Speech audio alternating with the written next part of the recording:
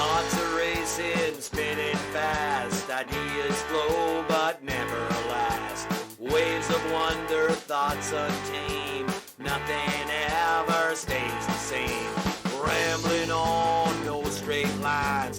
Welcome to my busy mind. Questions, answers, here they go. Digging deeper, let's start the show. Welcome to Ramblings of a Busy Mind, episode 15. And I have Maureen Gerber. I'm so bad with names. Gaetz-Faubert. It's Faubert. That's a French part? The last name is French, the middle name is German. Ah, you are an emotional energy healer who uses medical intuition to help people. And you helped Yes. quite a bit with our last session, which was really cool to see. Tell me a little bit more about yourself, or tell the guests, because I know a little bit about you, but tell the others a little bit about you. Sure, absolutely. So I'll start from the client coaching perspective. So just as Natasha said that I'm an emotional energy healer, and I gave myself that title. I believe I'm the only one in the world with that title. And the reason I did is because as I was coaching clients, I came to recognize that I could see energy, feel energy, which I've always felt, and then I could read your energy and I could hear it. And so I started to recognize that it was energy and the emotions. That's my area of expertise, my niche. And through the medical intuitive part of it, I feel my clients' pain, sensations, and emotions in my body. I also hear them. So what I do is I guide my clients through the process of connecting to their physical bodies, where they then are guided to develop a feeling language, because we were never raised in the feeling language. We were never raised to listen to our hearts. We were just stuck in our brain, overwhelmed, think, do, and then our bodies just sort of got dragged behind us. We experienced illness and sensations and disease and never took time to listen. So that's what I do is I say, let's slow down.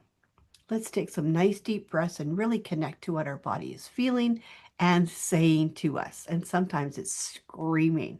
So yeah, I guide you through the process of reconnecting to yourself and going within. So we did a workshop, or I did a workshop with you, and I don't remember the title. Was it Mind Body Connection, where The you were mind where you body. were walking us through the three brains? Which Yes. is such an Yes. interesting, and I've been doing that in my work in a different language, different lingo, but the concept is so interesting. So can you tell people about that? Sure. Yeah. When I do my mind body connection workshop, that's exactly it. I connect the mind to the body as I've been speaking. So it's three brains. All have them, of course, our head, our heart, and our gut. And so what I do is I have an interactive workshop where I have you write statements from your brain first, which is I think, logic, linear thinking. And then I bring you down to your heart and have you write the same statements only using I feel, which gives you a different perspective and a completely different energy feeling. And then thirdly, the statements are written with I am, which is your power center. Typically, that's where the intuition lies. And then I bring together that concept of I think, I feel, and I am by having you continue practicing over the next week which one you found was the weakest. So when you go to say, I think, you pause and you go, oh, just a sec, I feel, or I am. And as you continue to work with these three brains, you start to recognize how powerful together they are when you do things, when you are working in your business, when you're with your spouse or friendship or relationships, when you are just within yourself. So powerful because it's three brains and not just one. I find when I do writing, like when I comment or when I do propose or whatever, and I have to voice my opinion. Mm.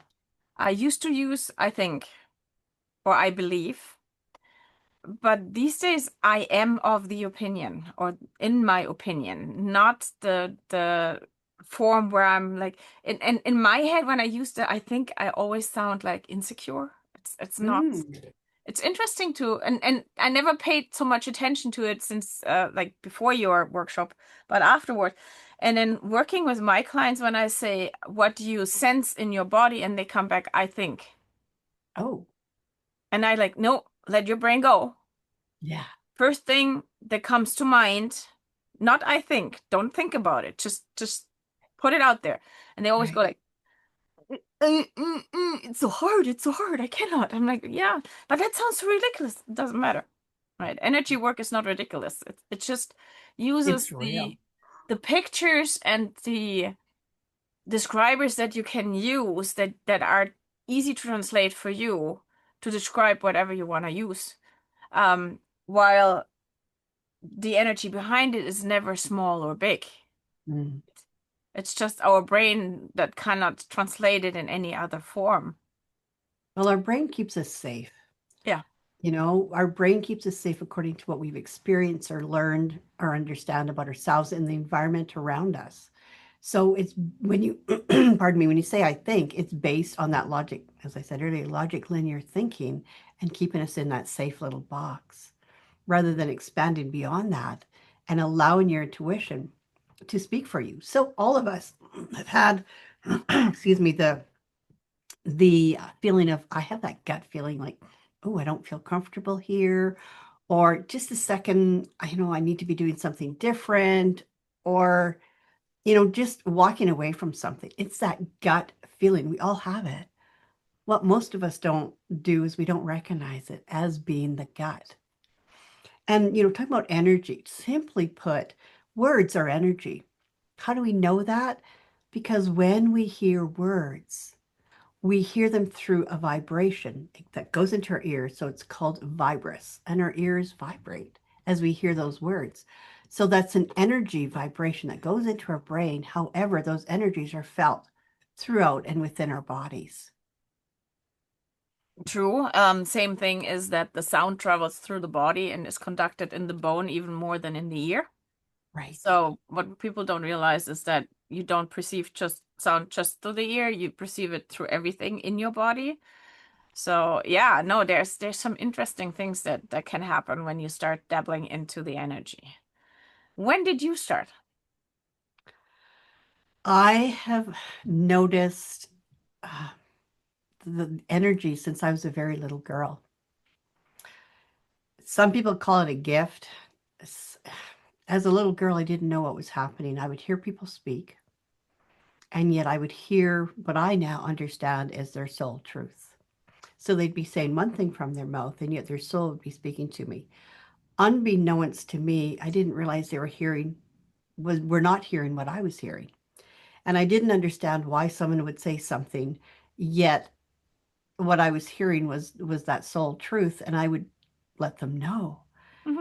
And I would scare people because I would ask questions like, why are you not doing this? Or, this is what you need to be doing instead.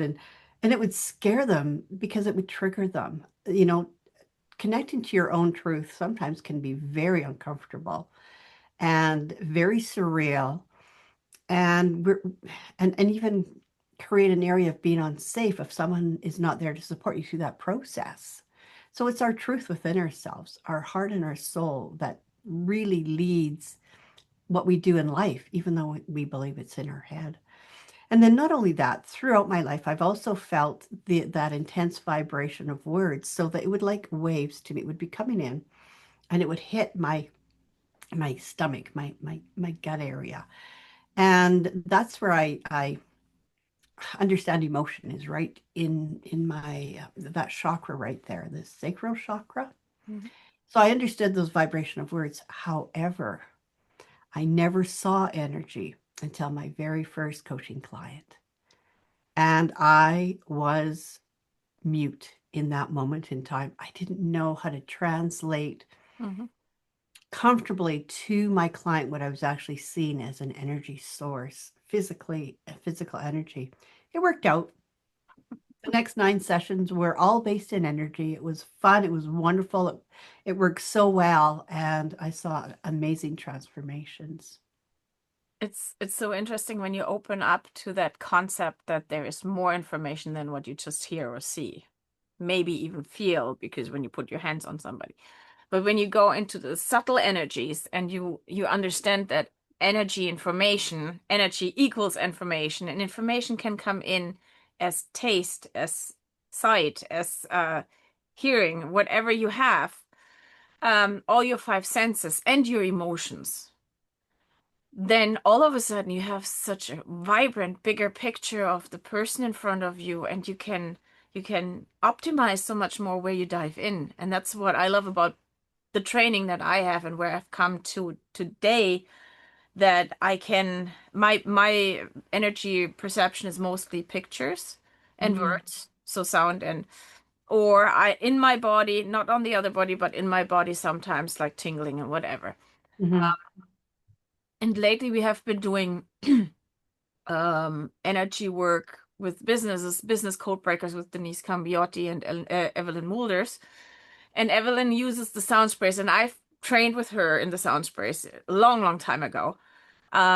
But I also use them in my office. And then she sprays, and all of a sudden, the energy, the perception of the nose of the air mhm. changed just by her doing that on the it's so cool. Like it's a playground, and I love it because I become the child and want to just like play and try out and whatever. And that also led to us creating, me and business partner creating raising bioenergetic awareness. Mm, Big part in that is too that I realize w- which energies help me to thrive and which energies will shut me down. So color-wise, for instance, my room is banana yellow. It's called banana split. It's a vibrant, very, very bright yellow. It makes me smile. So I'm sitting in a room where I'm already happy. mm, So work goes faster usually. Work is not as strenuous, right? So I can support myself with that, and people don't realize that. And yeah. I know you have worked with people with burnout. You have worked with me. You've worked with people with burnout, but you have yourself a burnout story, if I remember that right. Oh, I do. Yeah. How Yeah. did that happen? Well, I was a team leader supporting individuals with developmental disabilities. And because I am so highly intuitive, that I truly felt the needs of these individuals who a lot of times didn't have the language, the words language. Yet I could feel their needs and their wants. And I wanted to provide a safe environment for them to live in when they came into their homes. So, a clean home, nutritious meals, always nutritious, things made from scratch, and ensuring that their needs were met on an emotional level, not only on a physical level. And I was determined to change a system, put things in place for them. And I made sure that the people that worked with them, my team, worked really hard to create that environment for them.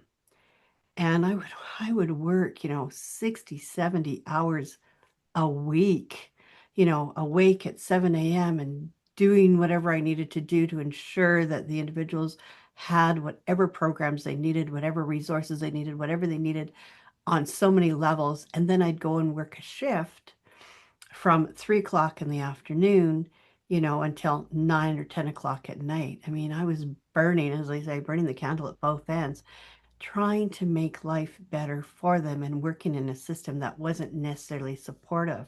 Mm. I didn't realize as I was doing this, and lack of sleep at night because your brain's going like, what can I do? What do I need to do? Can't sleep, worried about this, obsessed about that, and then Been there, supposedly done waking that. up hours later and jumping in and doing it again and again and again and repeating the same behavior, the same process, and not stopping. I wasn't aware of what was happening to my body. Yeah, I might have felt sick. I might have felt tired. I didn't realize what I was doing in overwhelming my brain and overworking my body, that I was actually becoming sick and in a burnt out state. And honestly, Natasha, I didn't even know that was happening. And I knew that I needed to take some time off. So I decided to take a leave of absence because I knew I was, simple word, stressed. I didn't know what that all meant. And I sat, what I feel is I sat in my chair looking out my living room window for a month. Probably never sat there the whole month, looking out the window going, what's wrong with me? Something doesn't feel right. What's going on? How come I'm so exhausted? How come I feel this way? And then one day, like it was like a light bulb went off. I went, oh, I'm burnt out. Oh, I'm burnt out. What does that mean? Oh goodness, that's why I'm feeling, because I wasn't depressed. I wasn't any of those typical stressed. I was burnt out. I was exhausted beyond being able to even cope and live on a level of what one would call normal. And then when I discovered that, I became angry. And the reason I became angry is I thought, how could I get to this level emotionally and physically, the burnout level, and nobody around me noticing, especially my manager, my coordinator? How could she not know I was burnt out? My goodness sake, she's there to help me like I was there to help my team. It's kind of a ladder, right? We're all there to help each other. And then I realized she's also burnt out. Mhm. How can she see in me what she can't see in herself? Mhm. Even so, And we see it more often in others than we see it in us. yeah, That's the fun part. Um, and while you're saying no depression, I'm pretty sure depression was there, but it didn't show up in the clinical term. right. Because even just a shutdown, sitting there and not doing Oh, anything is depression. yeah. For me, it was just a matter, I had to recalibrate myself, regroup. I had to just find me again, Hmm. find my center, find me. I'd lost me along the way. Yeah. Yeah, I said, well, I looked at my life and I looked back and the first signs that I would go in burnout or could go in burnout were already there when I was 18. Oh my goodness. Yeah. Yeah. It's a pattern, is it not? I mean, it's a pattern, and it seems as we continue to live that pattern, like my aha moment, I'm burnt out, yet I had no one to turn to, no one to talk to about it. I didn't know who I could talk to. At that point in time, goodness, this was at least 20 years ago now. People didn't talk about burnout. People didn't really deal with burnout. We were meant to go, go, go, be, do, do, do. And then I felt guilty because I couldn't go and be and do any longer. I was done physically and emotionally. Yeah. Yeah. I know that feeling. I've been there.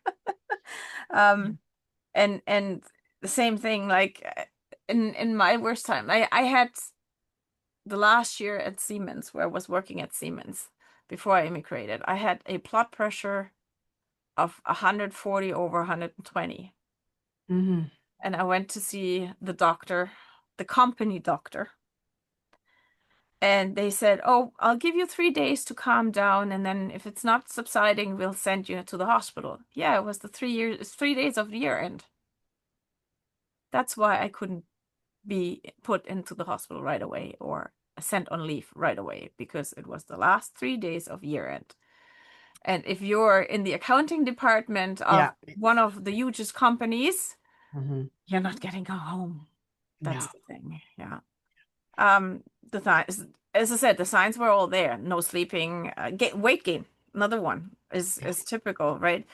Showers, water could not be hot enough. I could pour, like basically, I could pull eggs out of the boiling water because I didn't have heat sensation. The stress hormones were so high, the levels that there is no, it's just fight or flight. There's no Right. living, right? Yeah, no, and it's sad when you look back, like the time, it's not that it's time wasted because there has been growth in that, but it was so hard. It could have been so much easier Mhm. if there would have been people out speaking out about what was Oh, going on. support. I And find that interesting. Your blood pressure went up, mine went down. yeah. Mine was below 100. Hmm. I got to the point where I was dizzy and I couldn't even stand up. Hmm. And that is another direct relationship with high cortisol in the blood.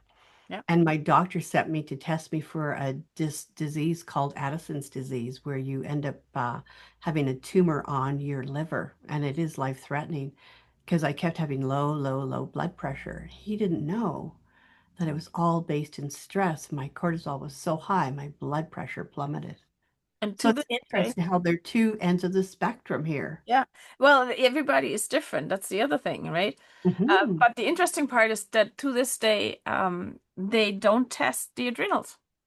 They No. test the thyroid, and how often are you misdiagnosed with the thyroid is wrong, Yeah. right? I had a low thyroid and high blood pressure. Doesn't work either, No. right? But It's it's the thyroid, so you get thyroid medication, and then you never ever test it again. When I immigrated, I stopped taking the thyroid medication because I wanted to know where my level's at. And the doctor Mhm. here went, "Are you crazy? Why did you stop taking your medication?" I said, "Because I wanted to know where I'm at." Right.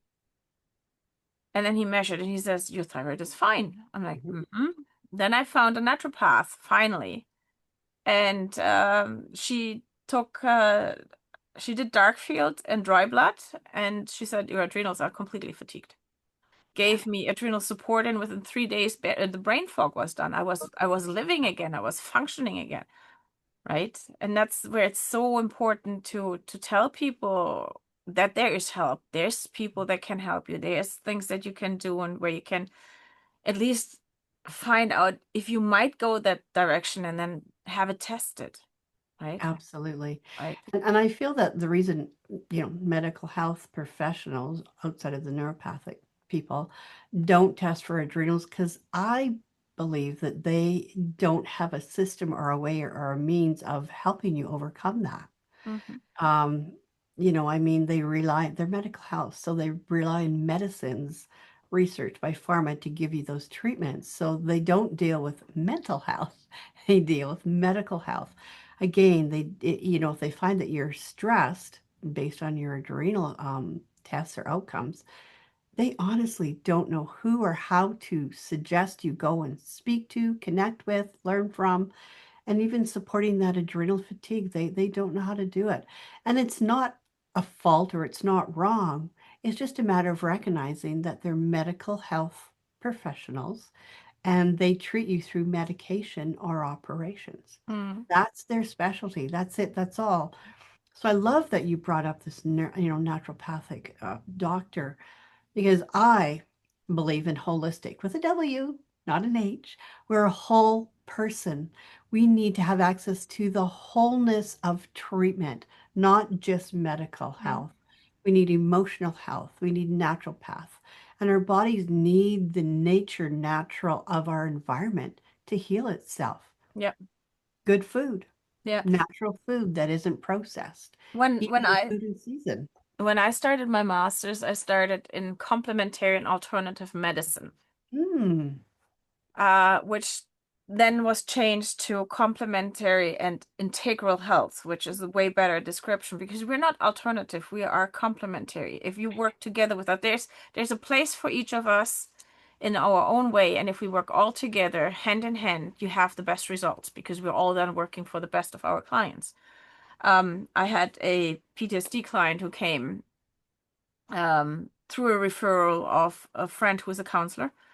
And she came and we did sessions. And then after a while, she came and she said, my behavioral therapist said she doesn't know what to make of me because I changed so much since I've seen you. And she asked what we are doing. And I told her we're just sitting there having the singing bowls and talk, Mm-hmm. right? But that gave her behavioral therapist a better chance to work with her too, because all of a sudden she was on a different level. Yeah. And that's where there is no against each other. There is a for each Mm. other and with each other. Collaborative. Yeah. Which is the most important part. And the community and the support through a community, and that's including your health providers, health Hmm. care providers, um, is so important. When that walks hand in hand, we have less people that fall through the net. We have less people who are not cared for. And Hmm. all of a sudden there's more of us being productive and being there and being able instead of being shut down and stuck in our houses and in despair, right? Absolutely. And I love that you brought up singing bowls, back to the vibration, Natasha. When I listen to drumming, either native drums or taiko drums, the Asian drums, the vibration affects me right to the core of my soul. and I feel it within my body and my heart. And I cry tears. I release so much in those moments and experience so much healing just from the vibration of the drums. And, Dasha, you know this. When we cry, there's many hormones, many things are released from our tears. And one of them is cortisol. Mhm. So crying is healing. Crying is not weakness. Crying is a way to release that stress in your body, even just by that one hormone, the cortisol hormone. It helps us to release and remove and heal again. Any release, and that's why I said, like, even swearing for me, coming from Bavaria, it's common to swear. If you apply swearing in a correct manner, in an ethically correct manner, that doesn't mean you swear at people. But you let your emotion out with that F word or Yeah. S word or whatever you want to use. You're expelling the emotion that's otherwise stuck in you. While if you keep it in, it's festering and it's building up and it's building up and it's building up. Mm-hmm. And it's interesting because even as a child, I would just throw a temper tantrum. Like I would yell and stomp and run out the door, throw the door behind me, up to my room, and 5 minutes later I was down and I was fine. Yeah. My brother, he wouldn't let it out and he would be sulking for at least 5 days and sometimes for years. There was sometimes stuff come up years later that would come up with him, and I'm just it's gone. The emotion is out of there. Yes, you did that. And I can tell you that you did that, but I will not be holding you in contempt for that at that moment. I love you bring that up, Natasha, because children, they will have a meltdown anywhere. It doesn't matter where they're at. Yep. They express their emotions in their moments and times.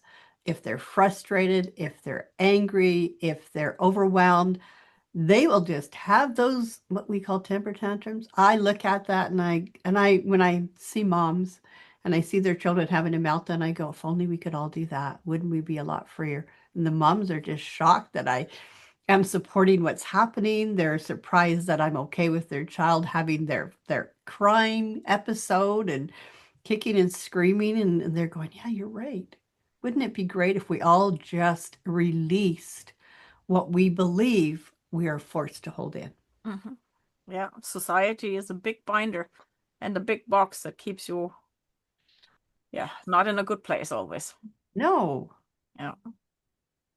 So when we were working together, and it's funny because I was just promoting, or I just released my remote sessions with the sound, and we did an online session in the energy healing. And maybe we both can explain to people how that works. I'm just thinking here. Yeah, goodness. Well, when I work with someone, yes, thank you for allowing me to utilize what we did and I don't want to say use, be open to it. Oh, So when I connected with Natasha, I first asked her, can you please share your soul energy with me? That way we have that energetic connection where her soul speaks to my soul. And then I see, hear, and feel what's going on within her body, even outside her body, and the trauma that she may have experienced from other things around her. So when she shares that, I'm able to share emotions with her because, again, that's my area of expertise. There's many others that do other things. And what I discovered on Natasha is that she had several, I would say hundreds of hands pushing, energetically pushing her back. She always was being pushed forward, do this, do that, expectations from others, from, her parents, from professors, from different schools, from different people, even her own stuff. Push, push, push, go, go, go, push forward. And I said, I just see that people are pushing on you. And then you shared with me, Natasha, you said, yeah, I'm not able to properly set up freely. I'm always feeling like I have to be pushed forward. And I'm basically sitting most of the time on the computer like this. yeah. I And, could. and your back was sore and you thought, gee, it's keeping me safe. And I go, no, it's connecting, it's helping you to understand that something's not right here. It's not keeping you safe. Yeah, when you sit up, it hurts. So, yeah, let's sit forward, keeping you safe from pain. So the pain is an expression of your body saying, pay attention. And that's what it was doing for you. And as soon as we worked together to release those energies, those hands that were on you, we worked together to release those energies and let them go back to the people, let them just disappear into, the environment, just dissipate. All of a sudden, you were able to sit up and say, I don't have pain. I can sit up, I can breathe better. I have my spine's aligned. And I said, oh, you went to the chiropractor. I called Maureen. Yeah, So but not hands-on chiropractor. no, it was all energy. So it was fantastic and fabulous to watch that. That's a transformation within your physical and physiology of your body. And it was wonderful to hear you express that to me. So yeah, and being open. And That's the because neat you were so open to me hearing you and guiding you, it worked. The neat thing is when you work with somebody, be that online or offline, like remote, um, we can use our intuition, our gut feeling, whatever way the energy communicates with us, or we translate, our body translates the energy, the information that comes in by setting the intention to work with that person. So when you were asking to connect with my energy, we're setting up the intention that this is a place where we work and nobody else can come in. Doesn't mean that not sometimes other energies come in and assist or um, will be kicked out when they're already there. Like my pets usually come in and offer whatever depends on. Yeah. Um, but also with the sound, the same thing. So I set the intention to work with somebody and offer them the sound in the sound healing, and I set my table up as if the person was laying there. Mm, And then I work on them and send them the recording. The only reason why I don't do online work is because they're already in their head when the sound doesn't come over right. There's too many variables, too many things and- that can go wrong. Use right. words Oh, that you can okay. use. Um, where they are then fretting about, oh, I don't hear this note, I don't hear that note. When it's remote, they don't have to hear it. They can just relax. We provide at that time, and then it goes from there. And the concept is based out of quantum physics, where Mhm. we can work with each other over distance and time Absolutely. and influence each other electromagnetically, basically. Oh, I love that. I love your explanation of that. That is, yeah, I love it's beautiful. Yeah, and So a cool. lot of people don't see that yet, but I can only recommend to try it, because if you ever try it and are open to do that, and you can have a critical eye, that's not there's no issue with being critical about something, but be open and be open to receive. Mhm. And then see what changes. And that's what I wanna get people to realize more how much information they receive through their body and what they can actually pick up on. And don't even recognize. So a Yeah. perfect example is listening to music. What does music do to you? What does music do to me? When I hear music, my body just wants to move. I just want to dance. I want to just, I'll turn it on and I'll do dishes or I'll make a meal and I'll just dance around and love it. And I'll just start in creating those endorphins in my body and find a really happy place and love what I'm doing and and it heals your body, as those endorphins come in and create joy and happiness within you. So again, you don't have to listen to the bulls. You don't have to believe in them. Every one of us has heard music. What does that music feel like to you? How does your body respond to it? Do you lift your arms up and celebrate the music? Do you sing with the music? How do you feel it? That's a perfect way of, oh, you're right. Hmm. I do feel Same that. same thing is that you cannot per se say that a certain kind of music is wrong. Oh, no. It might be wrong for you, but it might be right for another person. Mhm. And that's something where when you have when I started out in the therapeutic touch and energy healing, we learned about Emoto with his water crystals. And you know probably also about him, where he used words and put them on the water, and the water was infused and then frozen and he looked at the crystals. So what most people don't put into that equation is his state of mind, his emotion concerning that word. Right. And that's how it also influences the water crystals, because Yeah. you're not writing a word down without any value put to it. And then you're already influencing your outcome. Mm-hmm. Which Absolutely. people don't realize. It's so funny. So your intention as a healer working with somebody will also influence your healing session. Absolutely. That's, Same yeah. way. And they will too. First. Yeah. It's they will too, their intention coming into it. And when, some of my clients come in and I can feel that they're really in their head and they're really up in the clouds. I start it with a meditation to bring them down into their body. That's the intention of the meditation, bring them down into their body so that they can be guided to connect to their heart center and have the opportunity through the meditation to connect from their heart to their bodies.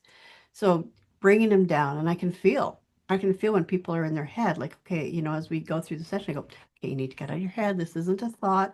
It's not supposed to make sense. You're supposed to feel it. The goal is to understand the feeling of it, to, synthesize that feeling and, allow it to be there, release and express and experience other things that are how I see it is I look at it as emotional plugs, simply. You plug your body with all these emotions everywhere. Plug, plug, plug, plug, plug. We get an emotion, we just leave it there. We don't understand it. We stuff it away. We get it. We just, throughout our lifetime. And as I processed removing those energy plugs from your body, underneath there is so much joy, so much beauty, so much openness, so much freedom because you've removed the unhealthy plug of those stuck emotions. Yeah, I agree. And also when you think about anybody who has, like, be that burnout, be that PTSD, be that depression, anxiety, it's all mental health. It's all a Mhm. mental challenge. So they're Absolutely. all and they all have similar like outcomes in the way they show up, depending on where you are at, what time, and so on. So your brain then goes in circles and doesn't let you go because that thought is keeping you safe. Not really. And then you all of a sudden, that was my way out of the OCD and out of having to check everything 15 times and whatever, go back. Was I used muscle monitoring, muscle biofeedback. So most people Mm. use their fingers. I have a sticker on my finger, like this, or they become the body pendulum, or if you have a therapist doing it, they might use the arm. Yeah. And they use their pointer fingers, which I can't because I have scar tissue, so I use my ring finger to test. And the biofeedback, my body always remembers what I've done. My brain doesn't. No, exactly. So Yeah. if I start doubting something, I usually use my muscle monitoring and Oh. go with that. And I've never failed with that. And be that Mm. buying gifts for people when I don't know what I have to buy or cannot decide, then I go and check. And I also imply that in my sessions when I'm not sure if I'm done, or if there's Mm. an area when it's not completely clear, the picture that I get, then I ask my body to please show me, and I will find my answers with that, right? Mm. It's so interesting Love that that. your body knows so much more than your brain. Oh, it absolutely does. And think about it. Our brain is this little, and Hmm. our body is all the bigger part of our whole human anatomy. And you have more nerve cells in your gut than you have in your brain. Well, when I teach, I say, our and it's proven scientific because I bring in science. I love that what I teach, what you do, is actually proven in the science realm, the logic brain.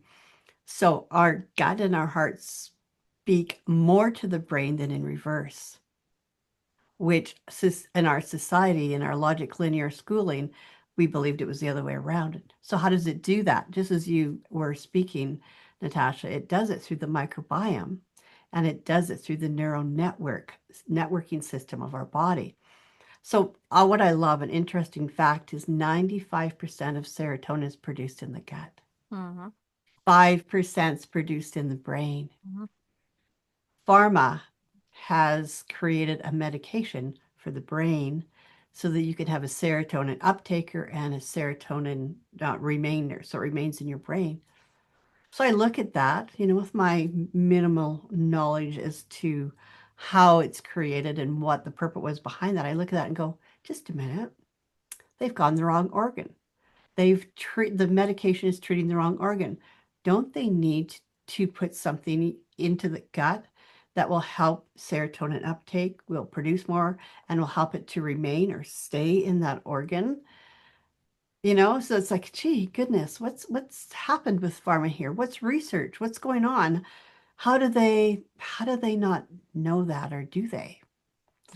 So, it's curious that that's how our body works. So our gut health, and it doesn't only happen to be food gut health. Okay.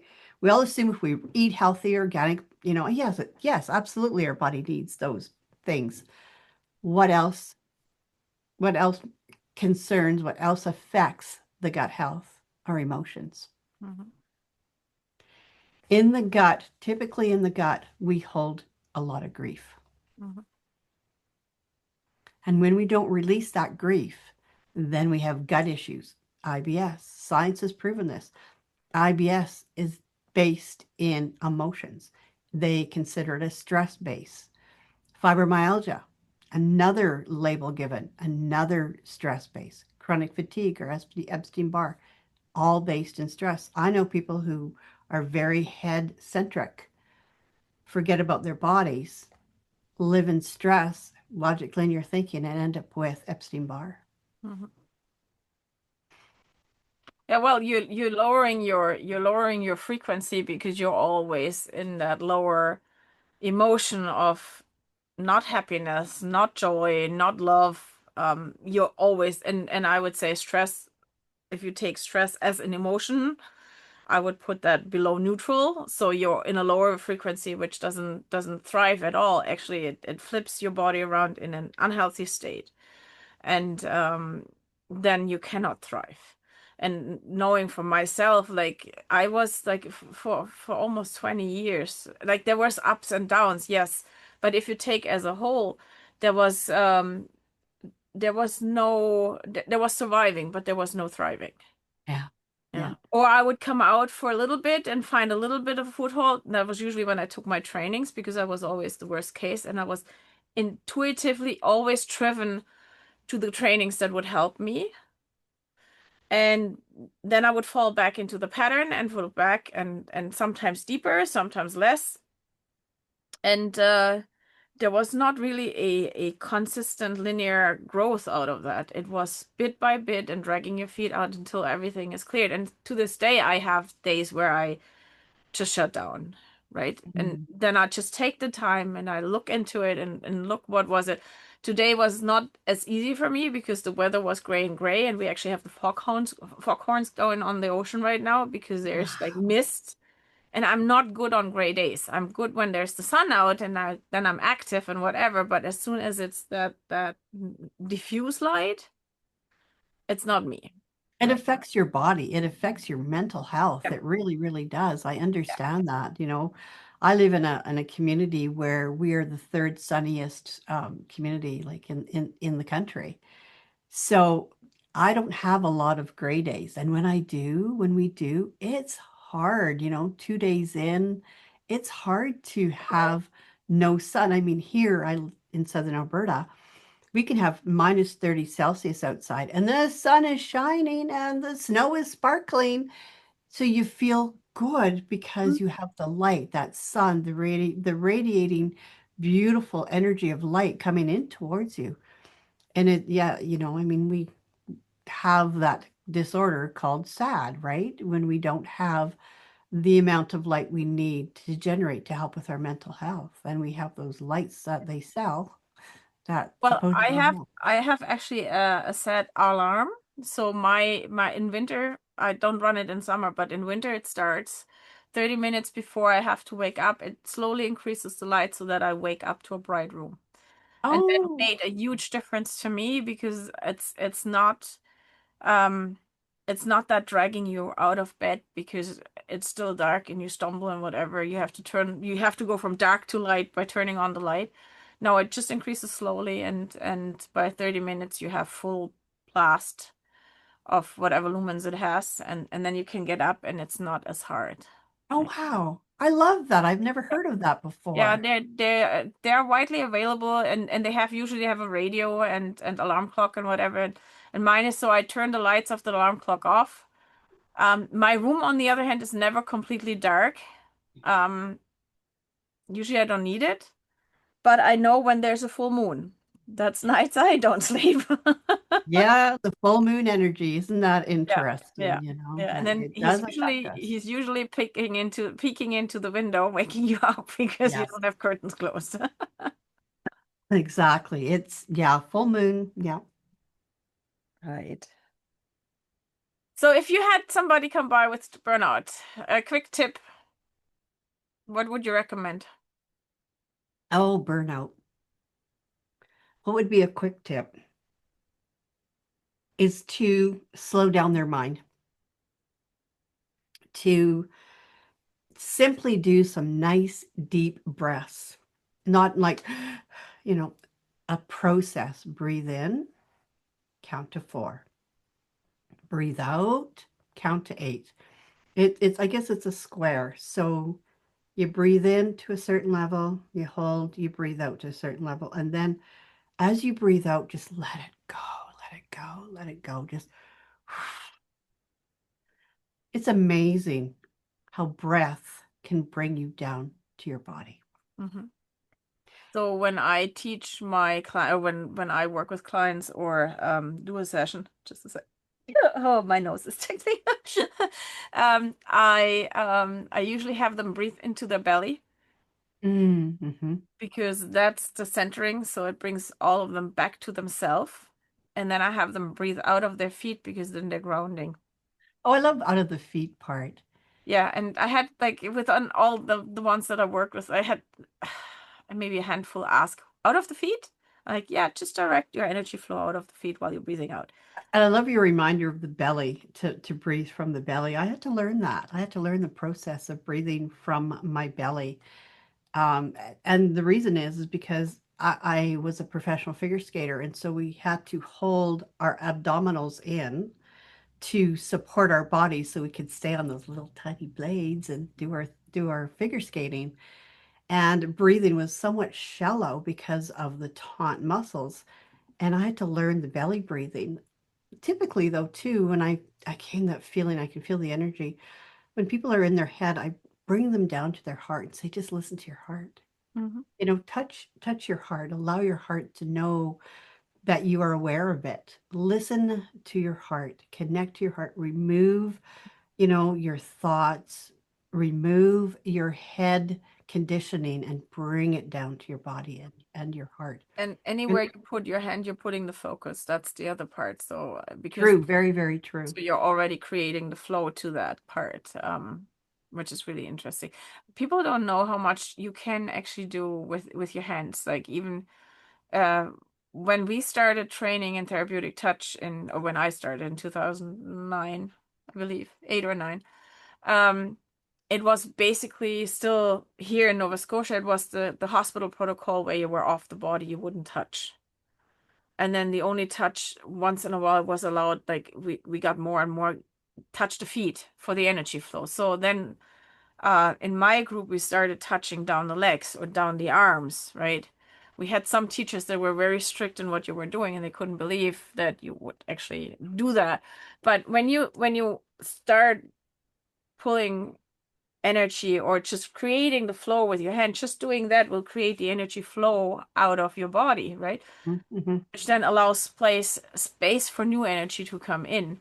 Yes, And that's where we have so little touch, like even just a pat on the shoulder or the hug that somebody can give you, or just holding the hand of someone, that creates an interaction that will create energy flow, absolutely.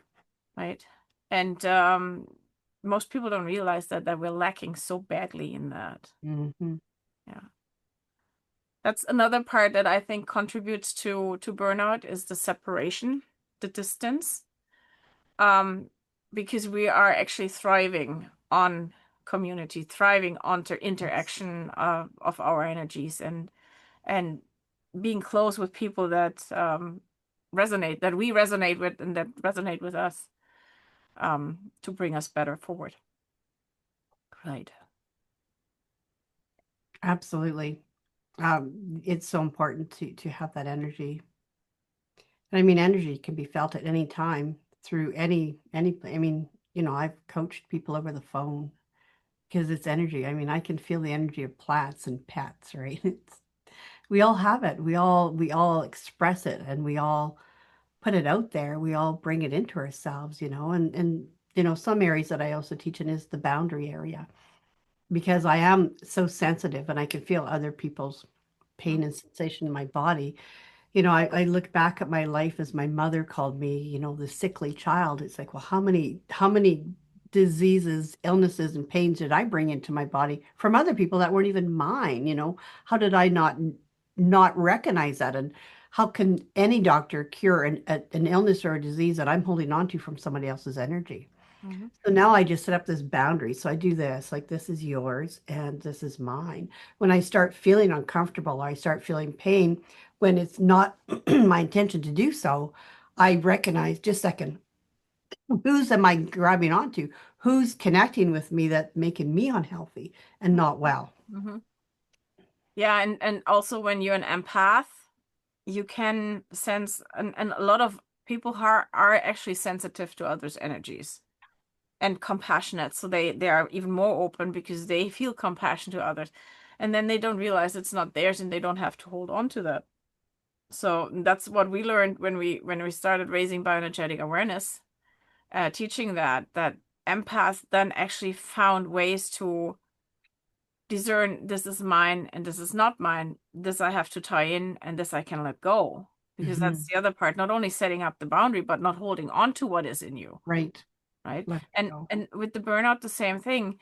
When I look at, take it out of the body, take at the workload that you have in front of you, you don't have to always say yes.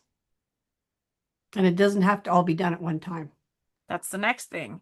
And you can also say, I try my best. And not, yes, I'll get it done. Or no, I can't do, which creates another boundary or another, yeah.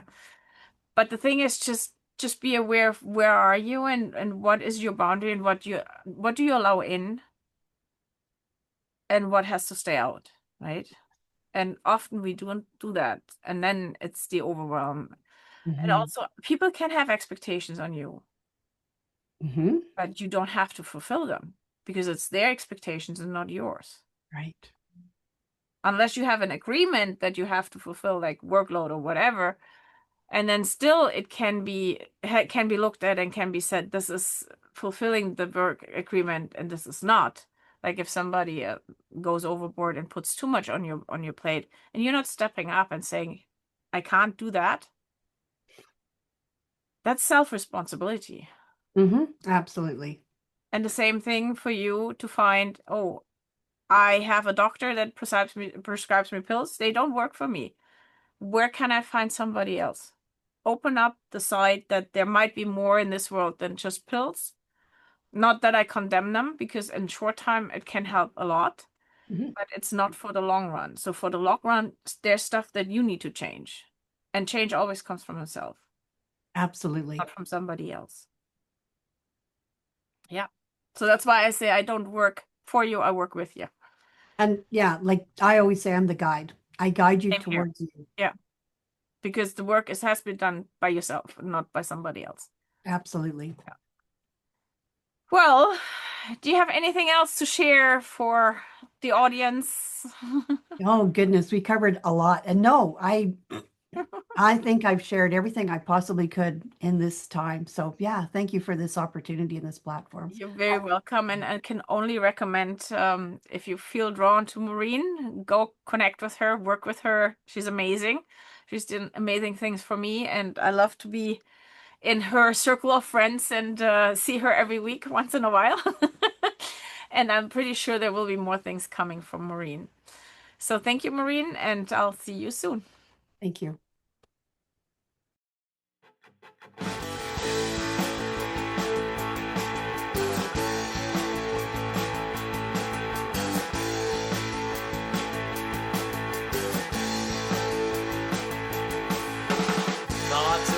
racing, spinning fast. Ideas flow but never last. Waves of wonder, thoughts untamed. Nothing ever stays the same.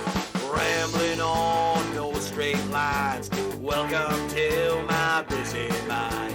Ideas fade, all the shine. Oh, welcome to my busy mind. Questions, answers, here they go. Digging deep, let's start the show. Questions, answers, here they go.